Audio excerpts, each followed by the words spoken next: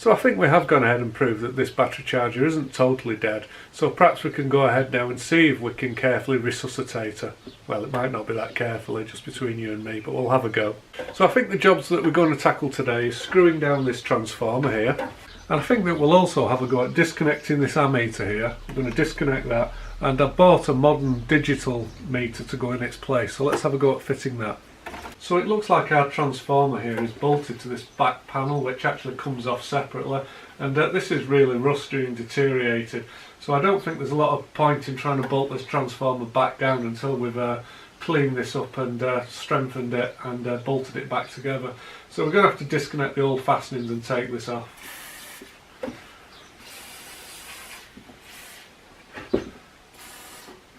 And this time I'm going to put a little bit of lubricant on all the fasteners, because they did put up a little bit of a fight last time, if you remember. I'm going to have to be a bit careful handling this transformer because all the windings on it are so stiff. They all connect back to the selector switch, and I think that some of these wires could very easily break off if we disturb them too much, and obviously we don't want that to happen.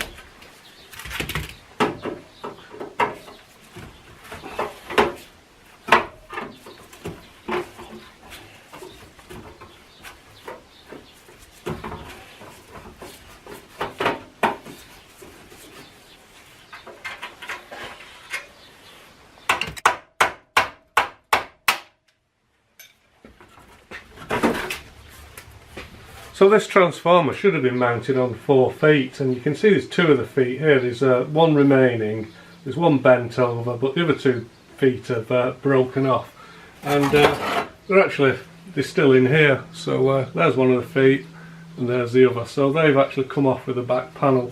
So it looks as though those feet are designed to be held on with some large self-tapping screws. So what we've got to do is we've got to well, we've got to make some new feet, haven't we? So we've got to straighten these up and make some new feet and bolt them down to this metal panel, and hopefully that should be good. But I think we'll go away and de-rust it, because if we don't do something with this very soon, there just isn't going to be anything left of it, because it's in an appalling state.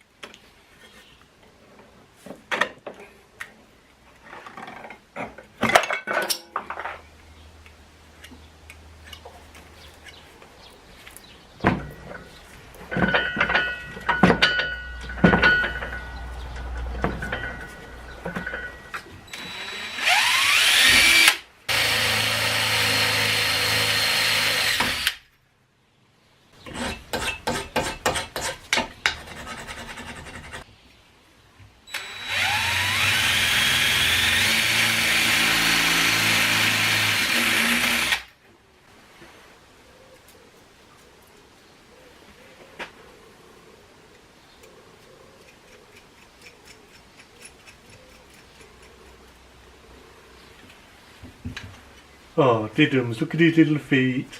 Okay, so I've gone ahead and I've installed our 2 feet, and what we'll do is we'll drill the holes for the self-trapping screws once this is installed back in the enclosure properly. Well, I've gone ahead and I've cleaned up our metal bottom plate. There's a phrase I didn't think I'd say. And I'm going to give it a coat of paint. I've got some of this grey hammerite. It would have been better if it had been black or red, but I don't want to spend any money on it, so I'm just going to use a bit of old paint that I've got in the garage. And unfortunately I haven't got any thinners either, so this stuff is ridiculously thick. God, it's like tar. So I'm not really painting it on, I'm scraping it on. Oh well. You know what, I've got a little bit of xylene, shall we try that? Try a little bit more. it'll probably just react and fall off horribly. Well, if it does, it'll have to be done again in the future, or not for that matter. Of course, now I've done one side, I'm going to spoil it by turning it over and doing the other side now. Hopefully the fact that it's got these ribs down the side of it should help stop most of it from sticking. Absolutely no finesse in this job, I'm afraid. Oh, and I've left my brush soaking, so we've got a huge blob of paint there. Let's try and get rid of that quickly.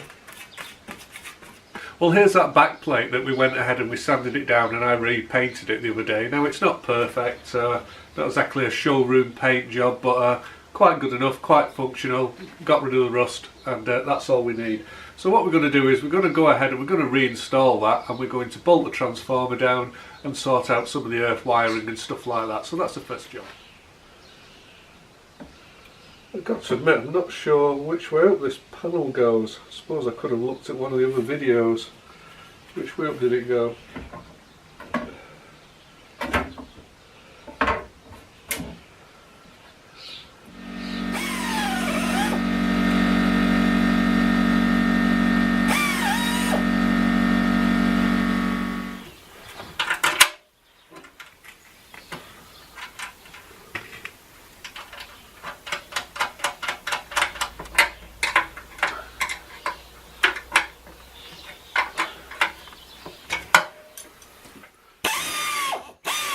So that was easy enough, look.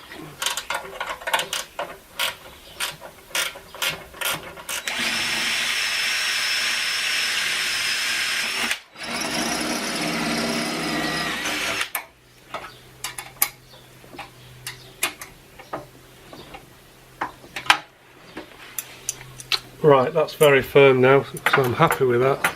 More likely the whole back panel will fall off before this transformer will. Well, I think now would be a good time to sort out this earthing arrangement.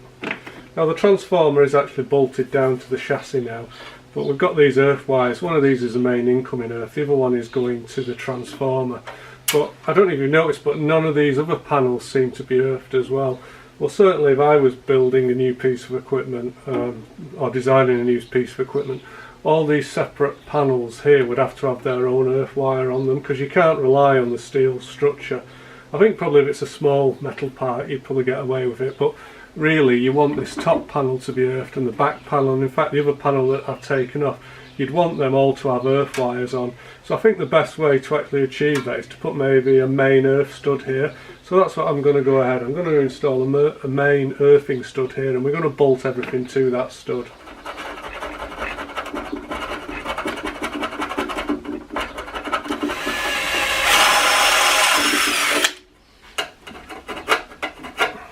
Normally when I fit an earthing bolt like this I would have liked to have used brass screws, but unfortunately I haven't got any, so needs must, I'm using steel.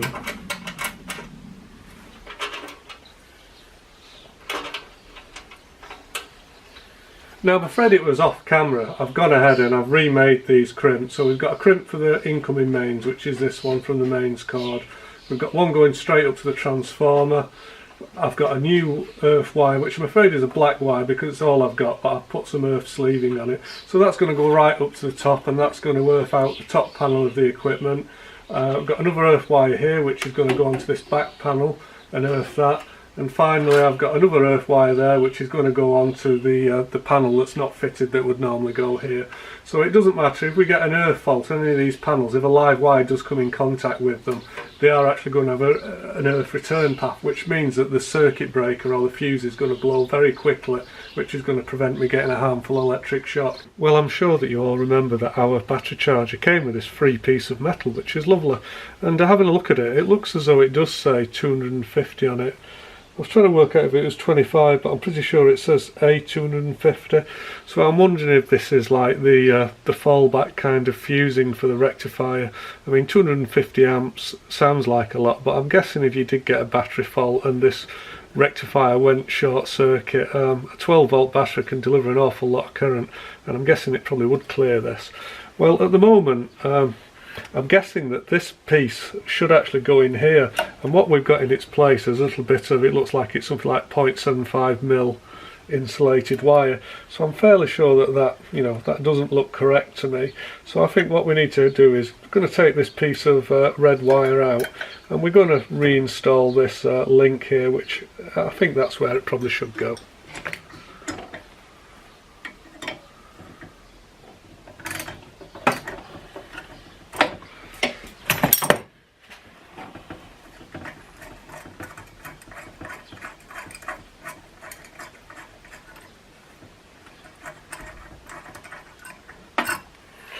So it's got these big washers on. There's our bit of rubbish red wire, you can go. There's our washers. Also got a rather rusty nut there, and this one seems to be coming off as well.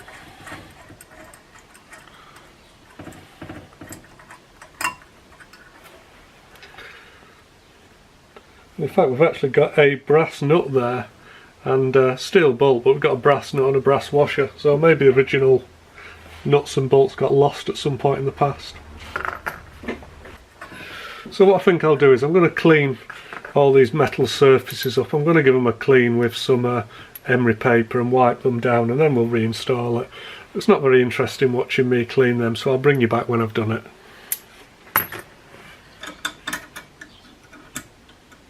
Well, I'm going to go ahead and tighten this up now, and then we're going to have a look at the ammeter, I think. Oh, and I've just noticed this little side, probably should have seen this earlier. Fusible. That explains that, doesn't it? So here's our ammeter, and I think these cables will probably only stretch to go on one way, but I'm going to put a mark on it even so.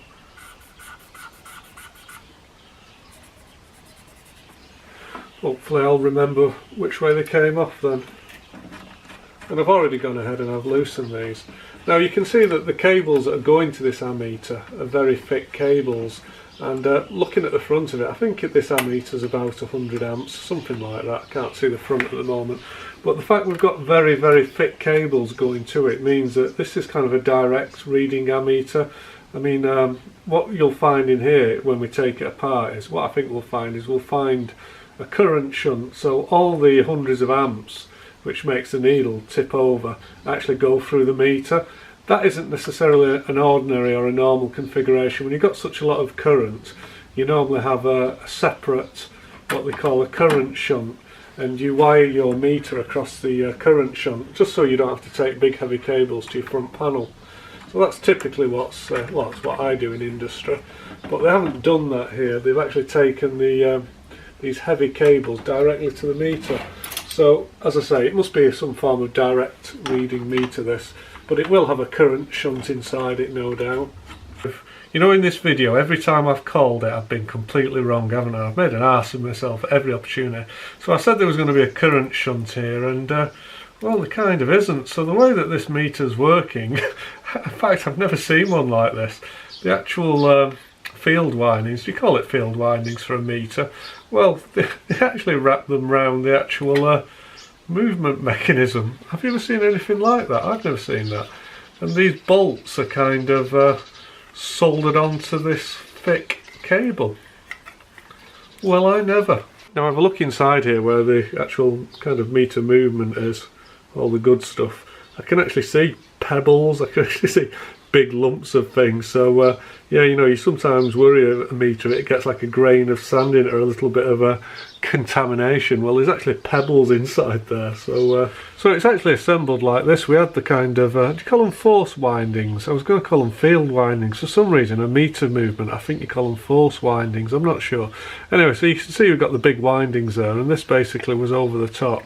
And then the actual meter movement itself just pushes through like that. So you know, the manufacturing of this was obviously quite economical, as well as being full of grit. Unfortunately, the spring which would also return the needle is actually kind of wrapped round itself. It's all twisted and broken. It's not repairable, that, I'm afraid. Well, having given this my careful consideration, I think the best thing we can do with this is to leave it as a sacrifice to the garage fairies. Won't be there in the morning.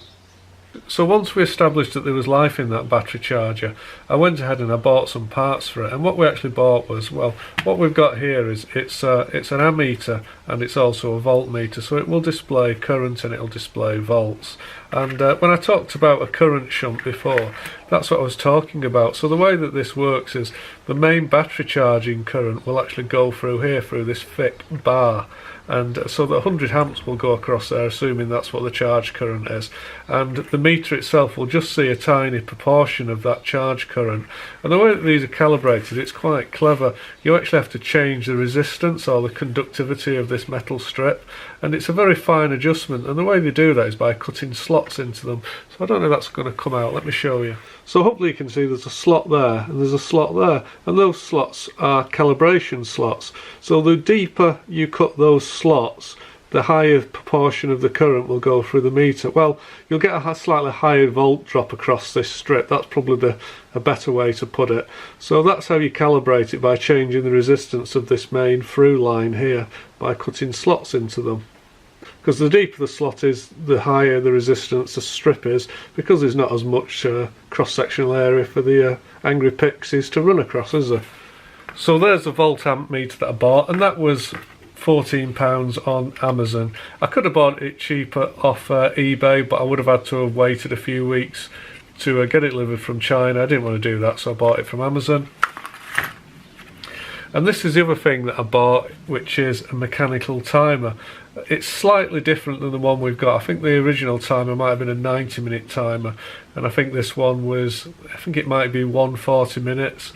Surprisingly enough, I found it very difficult to find a mechanical timer online. I guess it's just such old technology, nobody uses them. The only way I could actually find it was by typing in tumble dryer, mechanical timer for a tumble dryer.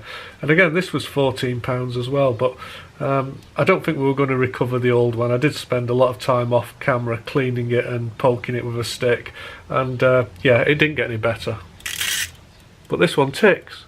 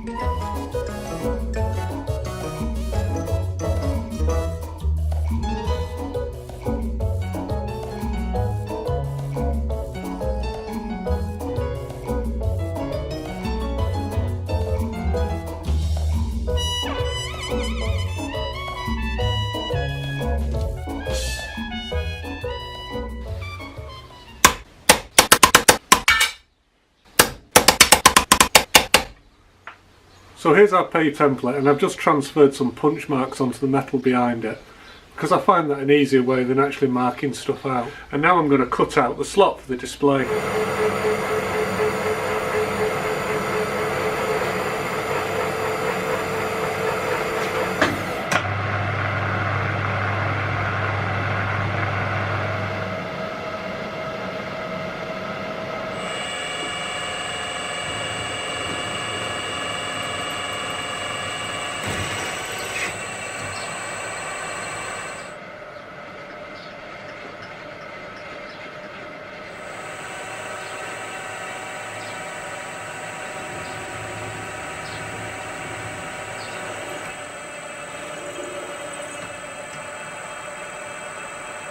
So we're going to move across from here to here now. So that's 2 times 33, that's 66 on the old wanking handle.